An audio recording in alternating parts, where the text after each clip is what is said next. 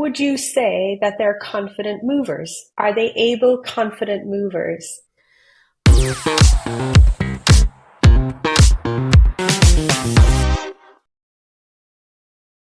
Amy, it's so wonderful to have you here. And we're having this conversation because of shared passion for movement as a lifestyle. And also to chat about your new book, Move to Live More, a guide for parents and caregivers to help their kids move more and feel better. And that's something that's really, really core to both of our missions. Welcome, and I'm excited for this conversation. Thank you so much for hosting me. I know when I hosted you on my podcast, you and I found a shared passion and complete alignment in our life's mission and vision and purpose in people, getting kids from an early age moving. So I'm very excited to talk with you today. Fantastic. Well, let's start with what was your why for writing this book? My why for writing the book really started during the pandemic. I saw in my own household, I saw in my own community, I saw the challenges that kids and families were facing, not only in terms of getting kids moving, but in getting kids connected to other kids. They were isolated. They were at home on computers. And I knew as a parent, I knew I was struggling. I knew other parents were struggling because we felt like we weren't giving our kids all the opportunities that we felt they deserved and needed, and they were cut off for so long. And so really thinking about ways to try to address that. And not only during the pandemic, but after the pandemic, I would be on the sidelines of sports games and I would overhear parents talking, or I'd be talking with other parents about their kids' struggles with obesity, their kids' struggles with school, with learning loss, their kids' struggles with mental health, stress, anxiety, depression. And thinking about physical activity as one tool in our toolbox to address physical health, mental health, and academic development. So that was one why, an opportunity. The other is that I really recognize, much in the same way that I started my company to elevate the voices of thought leaders in this space, and I started my podcast to do the same thing. I had all this wonderful material from interviews with thought leaders. My podcast has now been in 5 seasons and I've interviewed over 100 guests. And so what I did is I went back and I looked at the material and I really teased out themes about fun and games and positivity and teamwork and leadership. And I dedicated a chapter to each of those themes. And I developed 4 sections of the book. And I highlighted 20 thought leaders and 20 innovative solutions. And then I really was thinking, well, I don't want this to be something that sits on the shelf. I want it to be a really actionable guide for parents and caregivers, coaches, teachers, really anyone who works with, lives with, loves kids, for how to get them moving. And so that is how I was inspired to write the book, how I went through the process of writing the book. And that was really my final product of that type of really actionable guide. And I think what we also need to bring to this conversation is you're a thought leader in this space. You come with a doctorate in public health from Harvard and this deep experience. So I think what I'd love to hear from you is touching stories that you've come across of parents, your own experience as a parent, and the parents in your community and broadly the nationwide. When you bring that together, is there one story, about a child's experience and movement that truly stands out to you from that and that's inspired this book? Well, have to start close to home with my own kids. I have a now 14-year-old and two almost 12-year-olds. And I really see the impact that movement and physical activity has on their health and well being. And so I'm inspired every day by their experiences. I'm a researcher, but I want to make an actionable guide for fellow parents so that the book contains research, but it is not a research book. I really made sure that only about 4 of the 20 chapters really led with the data and the research, and the rest are a combination of stories about my own personal experience as a parent with my kids, my own personal experience as a community physical activity advocate. I sit on my district wellness committee, and I talk a lot about efforts to get policies and procedures in my own community that support kids moving before, during, after school, and really wanted to make sure that it wasn't too data driven. I took a course and then later taught a course at the Harvard Kennedy School on persuasion. And my professor, who became a fellow part of the teaching team, he always said, no statistic without a story, no story without a statistic. And so my great hope is that I was able to marry the stories and the statistics in the book to be a compelling read that inspires parents, caregivers, coaches, teachers, grandparents, anyone to action. And I would say that's exactly what you've achieved and more. It's truly an incredible read. And I would say it would be wonderful if you were able to share why this matters, why movement, why are we even talking about this?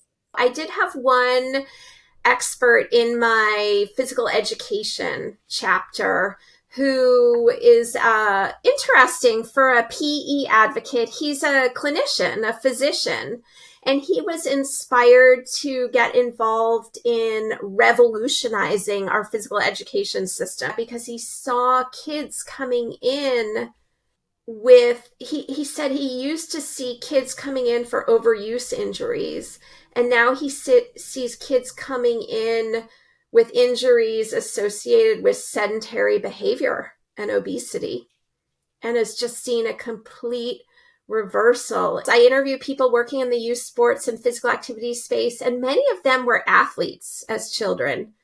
I was not. I was a reader.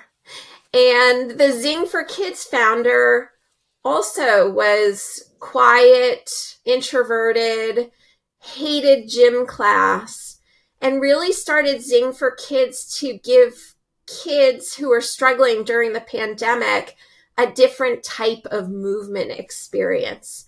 And so, paired with those foundational movement skills, are positive affirmations, positive self-talk. The book, it talks about, as I said, 20 innovative solutions. Some of them focus on physical health. Some of them focus on mental health. Some of them talk about increasing kids' focus and concentration in the classroom. But the overarching theme of the book is taking a whole child health approach and highlighting the extent to which physical health, mental health, and academic development are so intertwined. They're so interrelated, and we can't address one without addressing the other. And having a tool like physical activity, which can address all aspects of kids' health, is so key. Absolutely.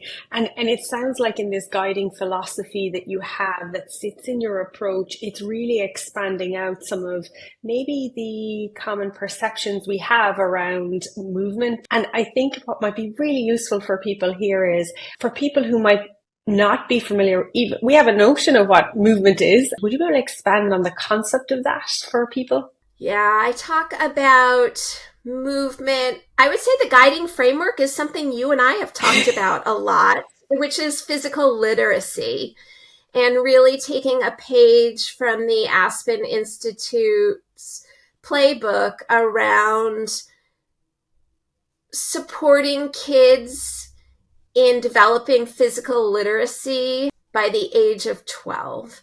And what does that mean? Really helping kids have the ability, confidence, and desire to be physically active for life. So, yes, we are developing foundational movement and sports skills that are developmentally and age appropriate. We are also supporting them in mastering those skills and building the confidence. And maybe not most important, but equally important is the desire to move and to be someone who sees themselves as someone who can be an athlete, no matter how they define athlete, for their entire lives, and really thinking about where that starts. And so I really love that physical literacy approach. I have a chapter dedicated to physical literacy. And then really thinking through how we as coaches, teachers, parents, caregivers, grandparents can support our kids in every aspect of developing physical literacy. Is it getting out there and playing catch with them? Or if they ask us to run a race with them or play tag, saying yes to that. And it's cheering them on and supporting them in a really positive way in whatever type of movement they're doing, and in making movement fun for them. And so I spend a lot of time in the book coming back to the family unit and how we as families can get moving together. And so I take some examples from my own family's experience. It's something as simple as during the pandemic, we were cooped up indoors all the time. And so we would take family walks at night, and we would go to a nearby fish pond and play games and enjoy our time together moving. Or it could be going to a nearby park or playground and joining in on movement. And I talk about the importance of kid-led movement. And I use examples of my daughters and their school friends coming up with really cooperative, active games on the playground and supporting our kids and having that unstructured playtime. And so just really thinking through different ways that we as parents and caregivers and coaches and teachers can motivate that and support that. That is absolutely the beauty of your book is those examples, sharing those that you've gathered, and then those actionable, digestible pieces for people to take. And I think really, Amy, like what your book challenges, which I think is so important, is the traditional view of, we'll say, exercise, because, you know, a lot of people listening might be thinking exercise, fitness, physical activity, they're all kind of the same, right? You're highlighting there the distinguishing the joy piece, because if we think of exercise, do we also associate joy with that? Yeah, what are your thoughts on that?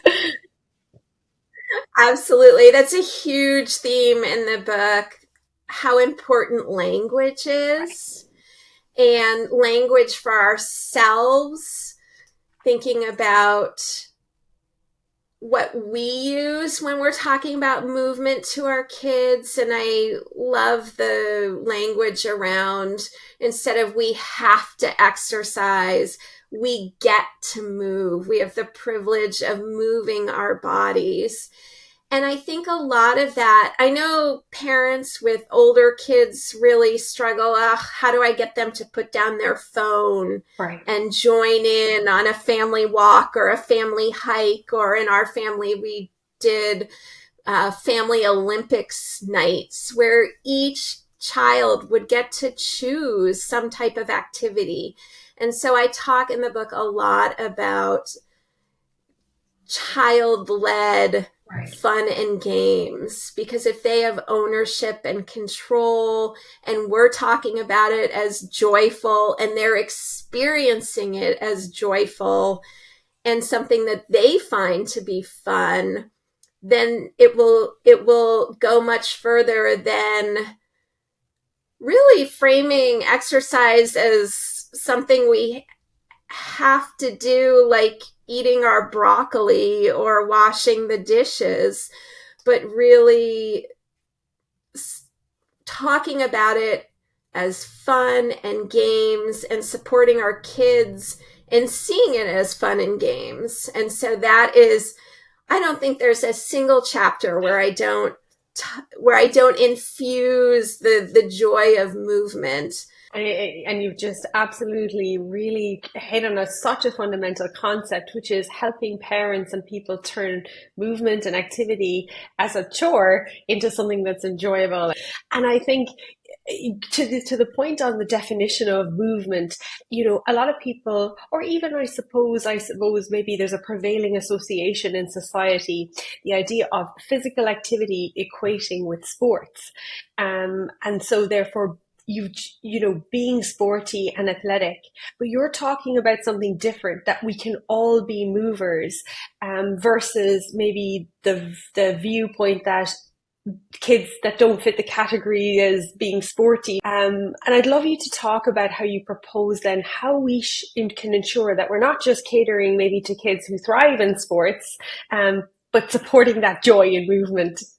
Yeah, and I talk about sports in the book, and I think sports play a really important role. I think I have a couple chapters on organized sports, team sports, individual sports, and their role in developing teamwork and camaraderie and leadership skills, which are all very important. But I dedicate equal time, I would say, to the exactly what you summarized so aptly, in that really every kid is a mover, can be a mover, can move their bodies.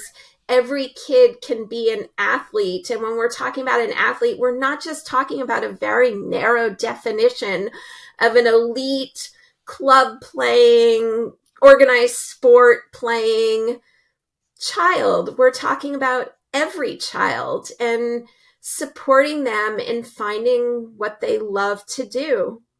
And it's really interesting. I'm going to continue with the theme of sports just for 1 minute. But when we look at why the number one reason parents and caregivers have their kids do sports is because they want them to have fun. And the number one reason kids drop out of sports is because they're not having fun. And so really thinking about a couple things. One is, why aren't they having fun? And what role are we playing in that? And I have 3 kids who are doing 3 different sports right now. I have a soccer player / runner. I have a lacrosse player, and I have an ultimate frisbee player. And so I spend a lot of time on sidelines and thinking about how we can support and cheer our kids and make sure they're having fun. So it is fun, and the role that we're playing there. I also think it's important to think about, again, this kid-driven option choice. Maybe they're in a sport that they don't love, and really listening to them about what type of sport they want to do. Or let's move beyond sport, what type of movement they want to do. And it can be as simple as meeting up at the playground with friends to play a game. And I talk about, because parents say to me, okay, all right, I want to help make movement fun for my kids. How do I do that? Okay, so what can we control? We can control how they get to and from school. So active transport, okay, maybe active transport isn't as fun. My girls found a way to make getting to and from school so much fun because they tested their independence and they met up with a friend, and the three of them all walked to school together. And they had an absolute blast. And they were so proud of the fact that they were people who moved their bodies to get to and from school. So, those are some examples. It's sports, and it's much bigger than sports, but it's always about fun. I love that, Amy. I think that's exactly what I've seen in my own work too.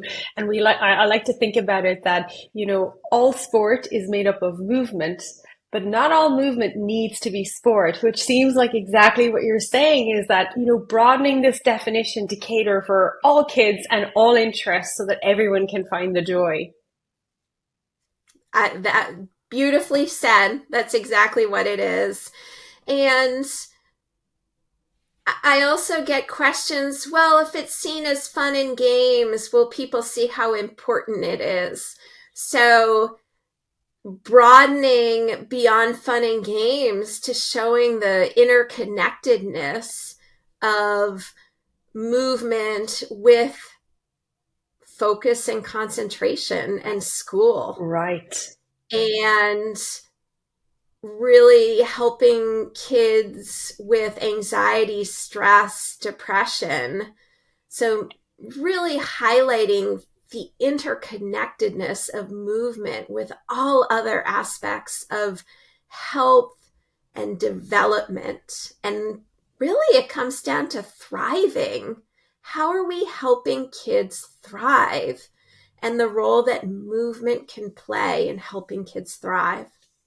That's absolutely so important.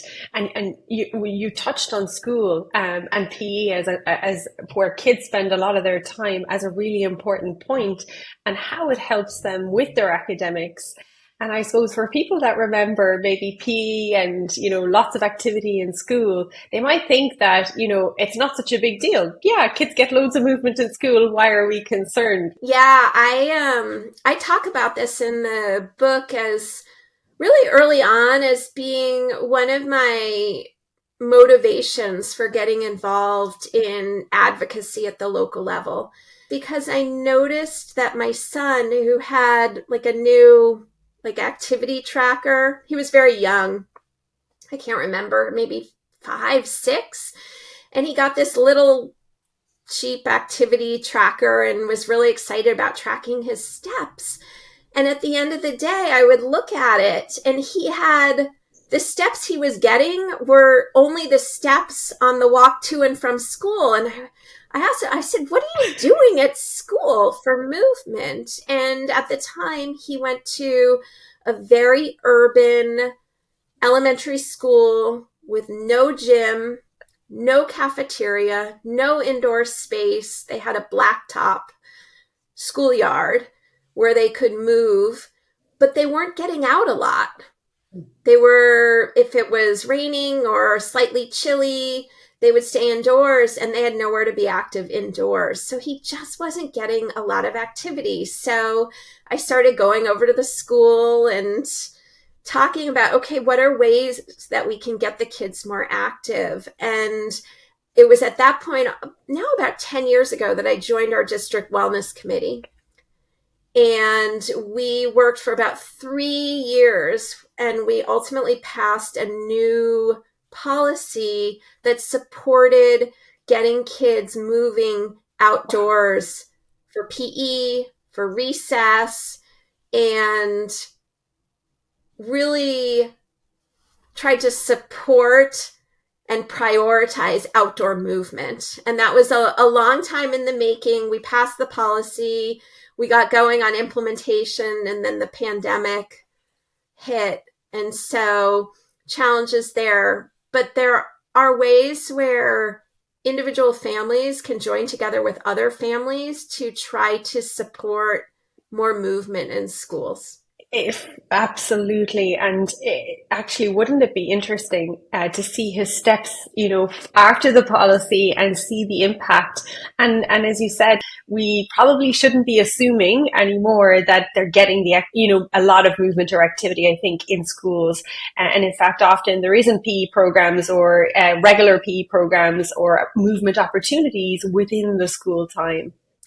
Yeah, I highlight in the book a lot of organizations that I think are doing really exciting things in schools, like Playworks. There's an organization out of New York City, Active Plus, which works with schools in the New York City system. I wonder, Amy, today's kids, will they ever experience some of the freedom of movement that we had growing up? It saddens me a little that we have less of that.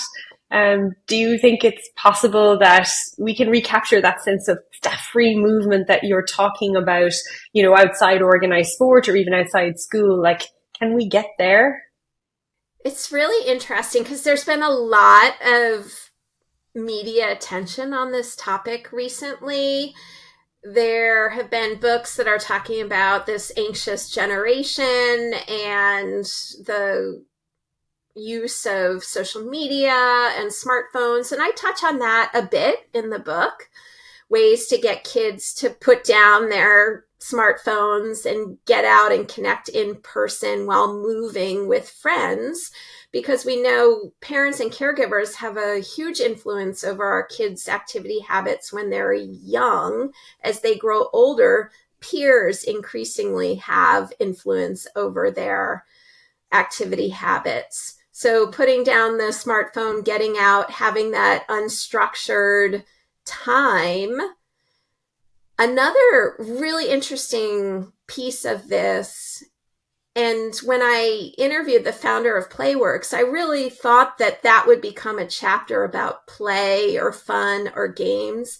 Really, what that chapter became was about managing risk and the importance of play in supporting kids and learning how to manage and navigate risk. And even playgrounds as places where they can test those boundaries. And in that chapter about managing risk, I highlight an organization that the founder of Playworks brought to my attention, which I think is called Let Grow. Okay. And it really encourages kids to come up with an activity that's really something they want to do, but they haven't been allowed to do, like walking to meet friends on their own or riding their bike to a local store with friends. And it really encourages kids to come forward with the idea, talk with their parents to support them in doing that. They have the contract that the kids will follow XYZ guidelines, and then the kids report back to the parents. And what I love about that is the parents realize the extent to which we haven't been supporting this exploration and this ability to manage and navigate risk in ways that we can turn it on its head and actually support our kids in doing that. And so that was just such an eye-opening experience for me writing that particular chapter, which I started thinking it would be about play and ended up being about managing and navigating risk. I can hear the energy and the mixture of emotions there. So if kids we're opening up this opportunity for risk navigation and exploration, which maybe they're not getting, which most likely they're not getting from the outdoor free play that maybe we would have had more exposure to, then what is the impact of that on the child? I think it's ultimately it comes down to confidence and self-belief and desire and confidence to be active for life. It comes back to that physical literacy, Claire, that I know you are so focused on in your work. Yeah, yeah, it's truly something that equally like you that I feel so passionate about. And I'm curious, Amy, like when we think of kids today, would you say that they're confident movers? Are they able, confident movers? I would say no. And it's interesting. I have, because I'm a very optimistic, glasses half full type of person. And so it pains me to say no. I did have one expert in my physical education chapter who is involved in revolutionizing our physical education system. And I think his book is even by that title, The Physical Education Revolution. He keeps coming back to teaching basic physical literacy, physical identity, these basic foundational movement skills. And he is very critical of our PE classes where kids are standing around a lot. So he is really focused on the constant movement, the constant teaching and development of these skills.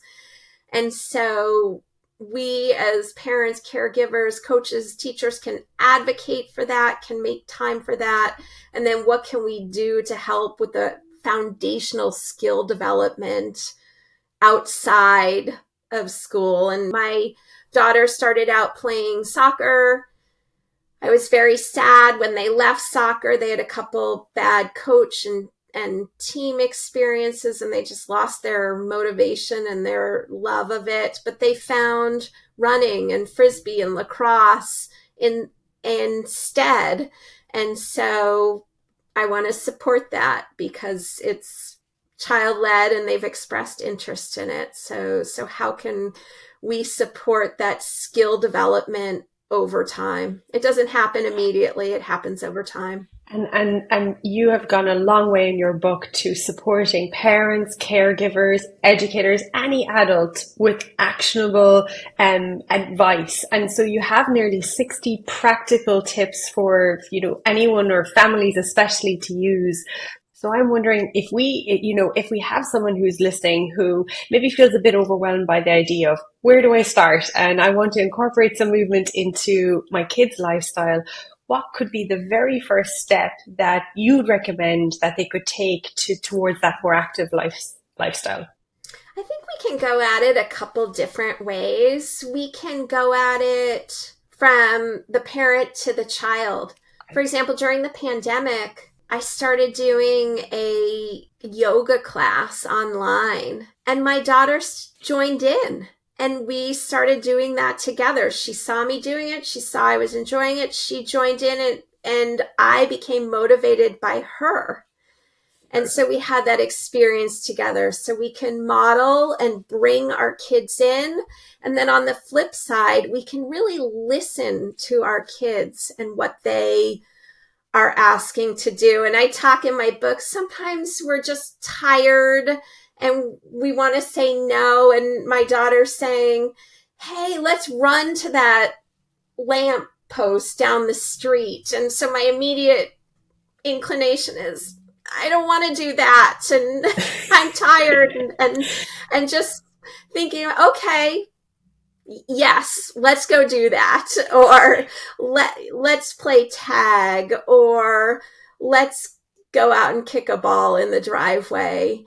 And just really responding to our kids with a yes when they ask, because someday they'll grow up and they won't ask. And so if we start early and we have that really open-minded yes approach, then that will go a long way. And I know it's hard to think about, where do I start? And I know throughout the book, I'm talking a lot about fun, and it's okay, really concrete. How are we making this fun?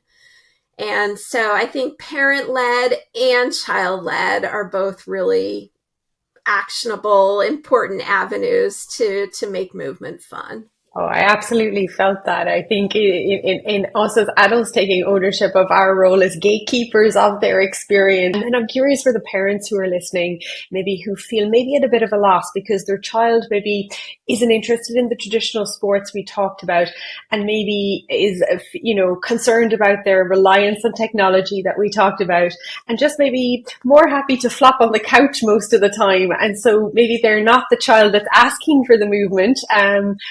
What might you suggest for those parents and caregivers? Yeah, really trying to think outside that narrow sports box, I think, is also important. And one thing that I should preface this, my goal with the book is not to make parents feel like we're not doing enough to get our kids moving, because we have enough guilt and blame and self recrimination as it is. It's not, oh, well, so and so is doing basketball and lacrosse and soccer, and I didn't sign my kid up for any of those things, and feeling bad about that. That is, the book is the opposite of that. Really trying to think through organic movement opportunities. And so, really listening to our kids about active movement opportunities. But to your point, if it's not kid driven, maybe it can be parent driven in terms of an invitation to take a walk. My kids early on found walks boring. So walks with a purpose or a goal. I mentioned going to the nearby fish pond, which was fun. And so if we listen and follow and participate and say yes, there are so many different ways that they will find to move and have fun and play. It sounds like if you're saying if we open the door, kids can find today in where movement is actually engineered out of our lives, they'll find a way to make it more of a natural part of growing up. But we need to give them that opportunity. That's right. And support them in that and say yes to it, and follow along with it, and participate even when we don't want to. That's exactly it. What are you most excited for, Amy, for your readers to learn from the book, Move to Live More? It's really the nuts and bolts, the brass tacks, the ideas for ways to do this, to start small. Right. Because when something feels big, Right. we put it off. We don't do it. And it becomes bigger and bigger. And so we continue to put it off. But just thinking through, really not the why. I think so many of us know how important movement is, but maybe we don't know how important it is for mental health, or maybe we don't know how important it is for focus and concentration. But I think we tend to know the why, and what I really wanted to put down is the how. This is the path, this is the roadmap. This is how we can get started, and get started today. On that note, I cannot recommend enough to people to have that roadmap in their hand. Go check out Amy's book, Move to Live More, a guide for parents and caregivers to help their kids move more and feel better, for really longevity and a full life. Amy, beyond the book, then, where can we point people to learn more about your approach, to engage with you and incorporate in their lives? Yeah, thanks, Claire. I appreciate the opportunity. So grateful to you for the work that you do in the space, and for the opportunity to have this conversation with you. Move to Live More is also the name of my company, so movetolivemore.com. It's the name of my podcast, where I feature thought leaders, 20 who are featured in the book, and listeners can learn more about the book at movetolivemore.com/book. And they can sign up for my newsletter. Fantastic. Brilliant, Amy. It's been so much fun to chat with you today. I think we could continue this conversation for a number of hours. It's always a pleasure, and I look forward to when we catch up again soon. Thank you. Oh, thank you so much, Claire. I appreciate it, and I enjoyed our time together.